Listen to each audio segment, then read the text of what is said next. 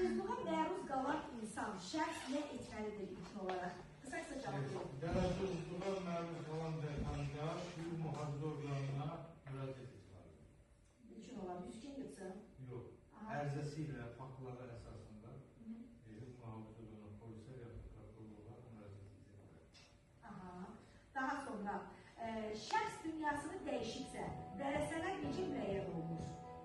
Əgər dünyasını dəyişən şəxs sağlığında və evladının vərəsəliyi ilə müəyyənləşdirsə, o dünyasını dəyişəndən sonra vərəsə ona pay düşür. Pay düşür.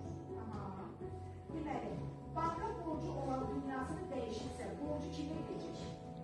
Borcu deməli, Amma banka borcunu da vəfat etdi. Dünyasını dəyişibsə, deməli, təbii ki, bunun həyat yoldaşı varsa, həyat yoldaşı onun vərəsənin sahibi, şərt deyil də, Zabini? Zabini, bu borcuysa, zamın varsa, zamın əgər bunu ödəmirsə, vərəsəsi bunun həyat yoldaşı sahibi.